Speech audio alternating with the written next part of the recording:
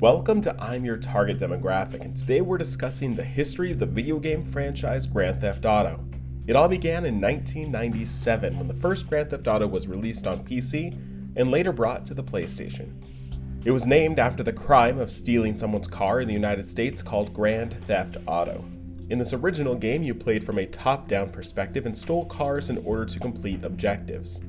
It was condemned for its violence in a few countries, including the UK and France, and was even banned outright in Brazil.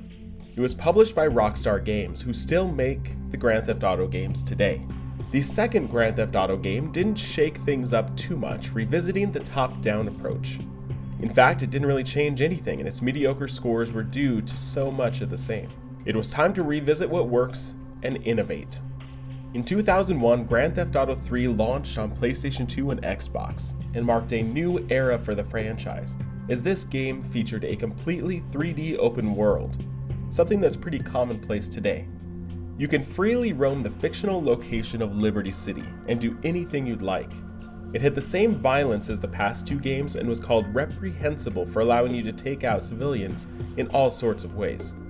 It also featured prostitutes in the game, and these sections were removed from the game in several countries, as it couldn't be released with that content.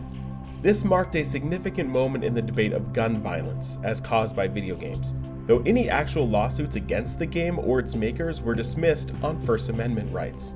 This game launched an era of games called sandbox games that allowed you to travel a completely open world and pretty much do anything you'd like.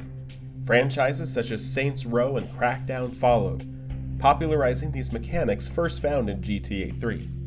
At this point, Grand Theft Auto also became known for its standalone sequels, with one of the most notable ones being Grand Theft Auto Vice City, which takes us back to the 1980s in a fictional rendition of Miami.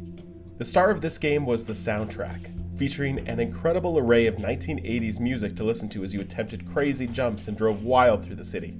Though built with the framework of GTA 3, Vice City itself is considered one of the best video games of all time by many people. Rockstar Games replicated this formula again for a spin-off called GTA San Andreas, which brought us to a Southern California location this time. The city would be featured again later in Grand Theft Auto 5. In 2008, we got the next actual sequel, Grand Theft Auto 4 for the Xbox 360, PS3, and PC. It took place in Liberty City once again, a stand-in for New York City. This game also received wild acclaim, with a Metacritic score of 98 out of 100. It received many Game of the Year awards and is one of the best reviewed games of all time. It did come under fire from the group Mothers Against Drunk Driving for making a mini-game out of driving drunk. They believe the game should be reclassified from M, which stands for mature, to AO, which means adults only. The spin-off games for GTA 4 did not allow you to drive drunk, though the feature returned in GTA 5. So let's cut ahead to GTA 5 now. You'd think that Rockstar's monumental success would have slowed after GTA 3 and 4, but somehow that is not the case. Grand Theft Auto 5 was released in 2013 for PS3 and Xbox 360, then later for PS4 and Xbox One. In 2017, 5 years after its release, Grand Theft Auto 5 was still in the top 10 best-selling games of the year. I'm recording this in early 2018, and I looked at the January 2018 bestsellers, and it's number 5. It's estimated to have sold over 90 million copies. In only 6 weeks, it exceeded the lifetime sales of its predecessor GTA 4. Its review scores were also phenomenally high as well. How does GTA 5 have this sort of lifespan? What could keep a game fresh and new for 5 years? This is where we discuss the online component, which was introduced in GTA 4, but the iteration in Grand Theft Auto 5 is absolutely incredible. You can exist in this world with other players from around the world, completing either cooperative or competitive adventures.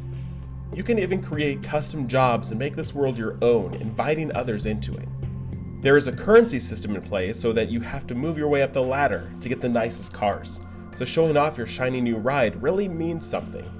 Content is still being released for GTA Online, keeping this community actively engaged. It's also popular to modify or mod GTA 5, especially on PCs, and people have been incredibly creative, changing your character to look like superheroes or creating impossible racetracks across the sky. You are able to share and experience these mods with others, though they are not sanctioned by Rockstar Games.